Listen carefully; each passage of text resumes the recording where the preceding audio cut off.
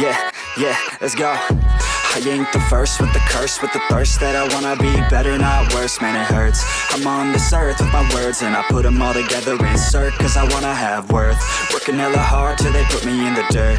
Gonna go far, man, listen to my words. Gonna be a star, man, life's like a blur. When you're working this hard till you get what you deserve. Yeah, I ain't taking a backseat. What's going on, everybody? Welcome to another episode of the Fantasy Football Truther.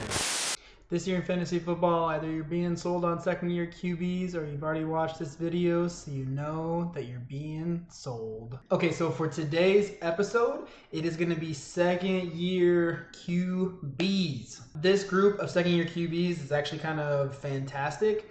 It is a pretty amazing plethora of different players, different play styles, different backgrounds. So jumping right in, following last year's draft order, I did want to start with Caleb Williams. Being the number one pick in 2024, it's only befitting that he gets to go first.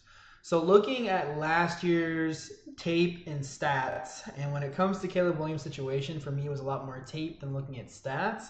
I can be upfront and say that last year I was somebody who came out and said, before he was drafted, after he was drafted, I didn't think that he was going to perform at this super high level that a lot of people had pegged him at. I put him more as a Trevor Lawrence comp, which I know is still widely debated, which is kind of insane. I'm not saying that Caleb Williams will end up going the way of Trevor Lawrence, and I'm not saying Trevor Lawrence is completely dead and done. But what I can say is that there is a lot more hype, in my opinion, than there was substance. We do know the problems that presented themselves last year with the Bears. Their offensive line was horrible. Caleb Williams had a horrible offensive coordinator, then no offensive coordinator, and all the other rumors that have come out since then about everything that was going on with the Bears organization.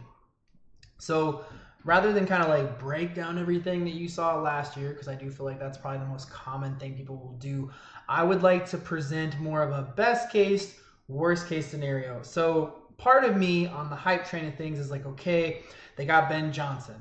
They've improved their offensive line.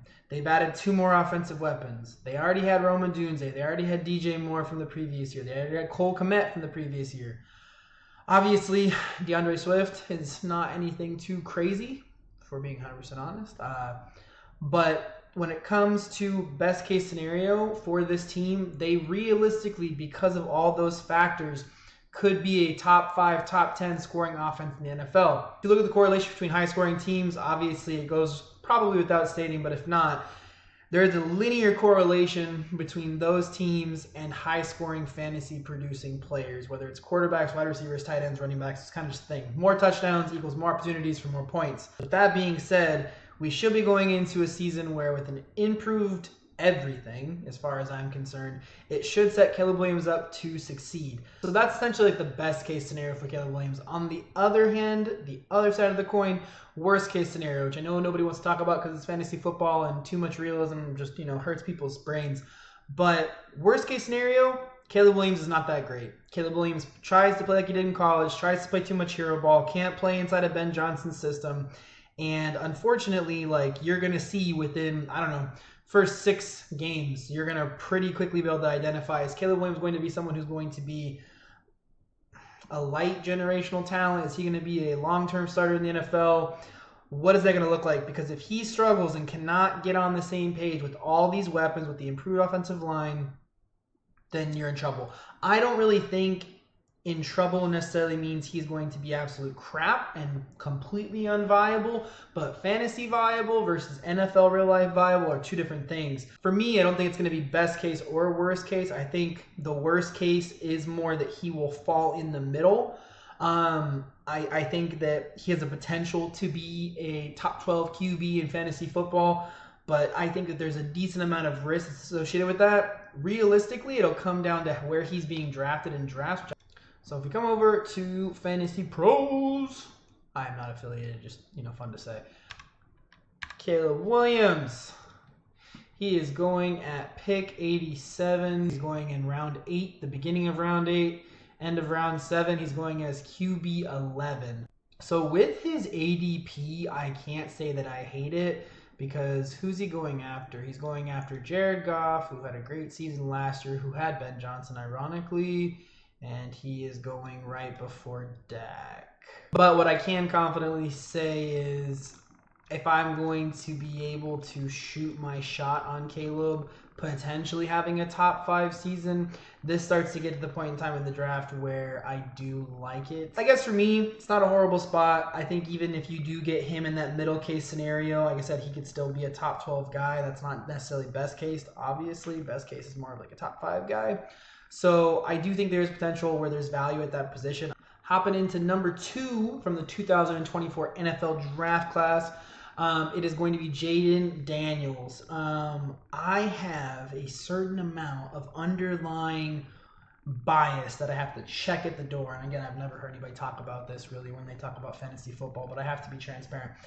Check it at the door, because last year I was fortunate enough to make the decision to go late round QB. I was able to put my faith in Jayden Daniels, and I assume worst case scenario, there will usually be somebody who will rise up if he's not good or not good enough, and he rocked. I mean, when it comes down to Jayden Daniels, on tape, amazing. On statistics, amazing. Best case scenario for Jayden Daniels, realistically, is that he ends up being what? The number 1 QB in fantasy football? How is this possible?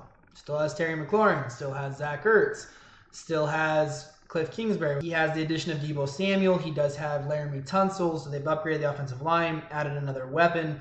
I think the biggest thing for this team as a whole is they get a whole another year to gel now that they've really been able to see what Jayden Daniels can do at his absolute peak. So it's not far-fetched to think he could go from 5th overall to number 1 overall in fantasy.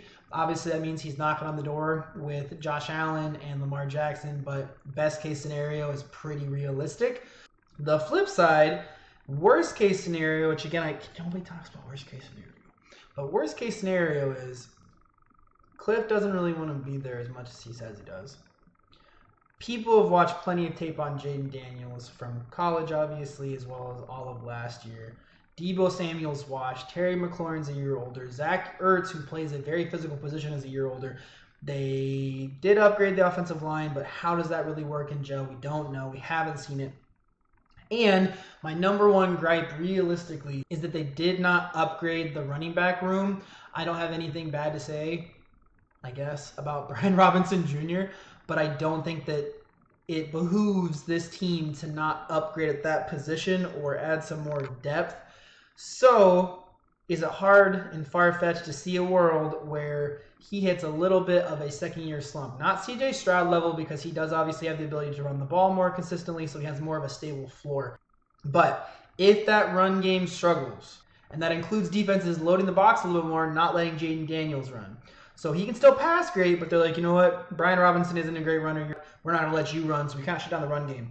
Now you're setting it up where, again, your age cast of Zach Ertz, Deebo Samuel, they have to try and find a way to get open without completely scheme touches. And yes, Cliff's great at that, but that can be limited to some extent. And if they decide, like, okay, we're also going to double Terry, like, it could set them up, and I don't want to, like, jinx them because, again, like, I find watching the Commanders fun as, like, a football fan.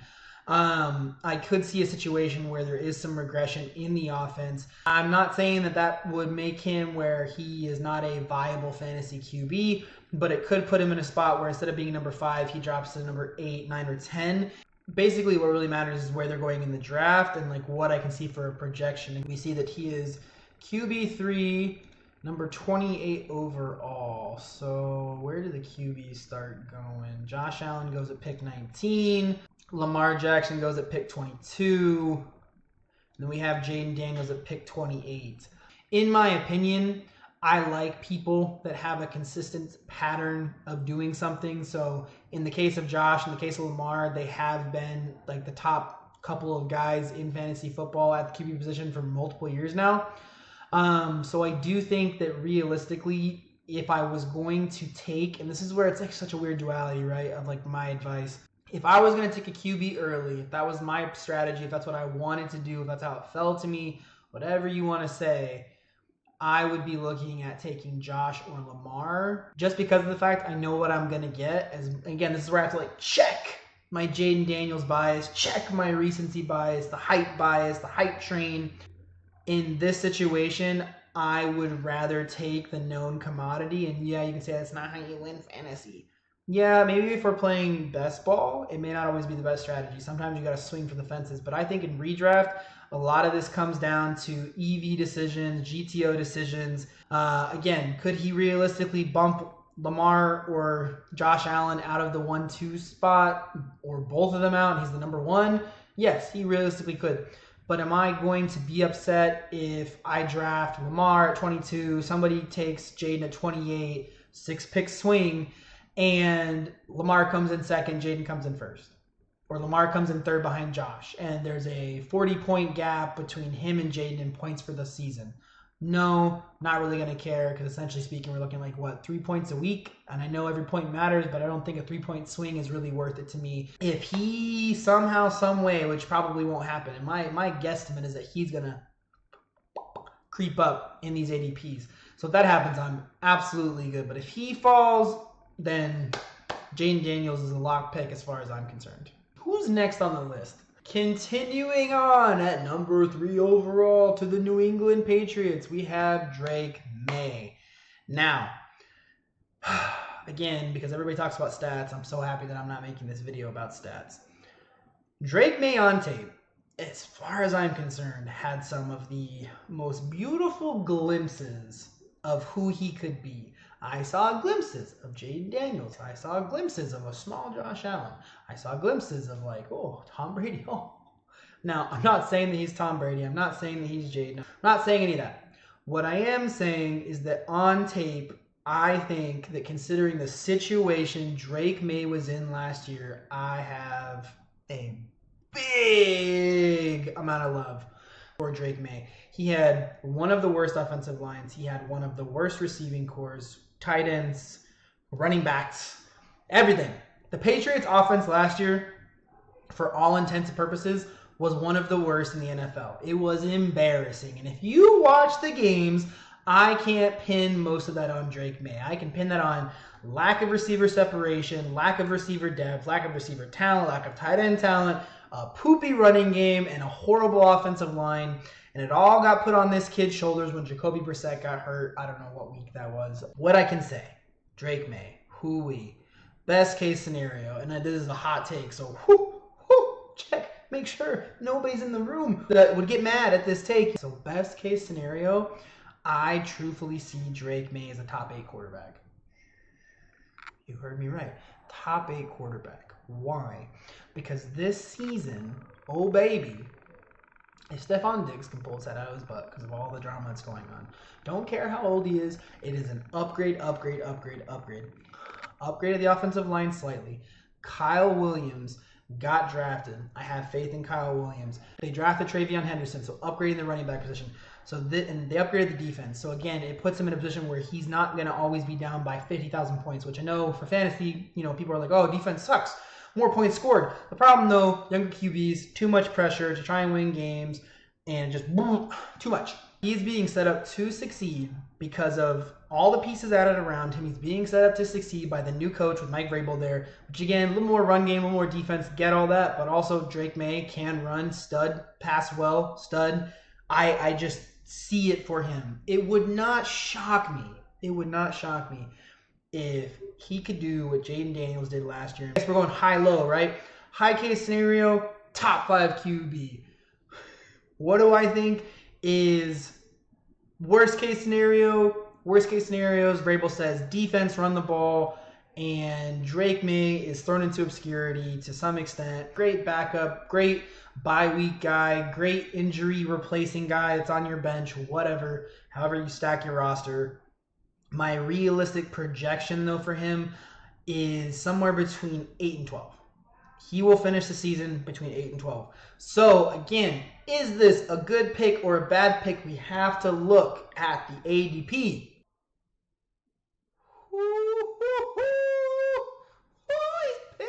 He's QB 19. He's pick 116. So what does that mean? You're getting him in what? The end of the 9th, beginning of the 10th round? Please.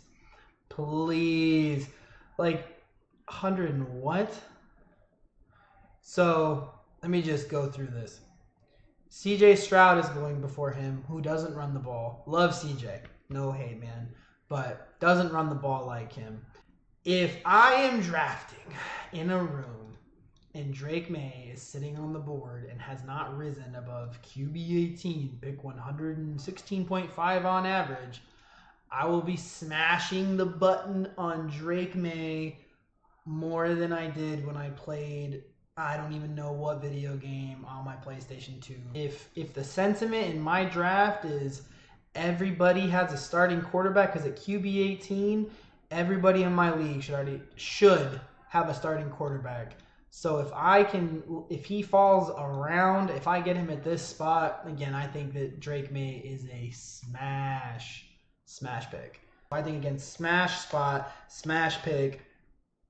Remember I said this. So that's what I have. I'm sure that the people will agree with some of my takes, disagree with some of my takes. If you guys have different perspective or different way of ultimately thinking about these second-year QBs, let me know down in the comments. Hopefully this video will be helpful. Hopefully it will change your perspective on how you're drafting these people. You have a better idea of the realistic upside, the realistic downside, and have a better idea of where they really should be going in a draft versus where they may be going, whether they're undervalued or overvalued.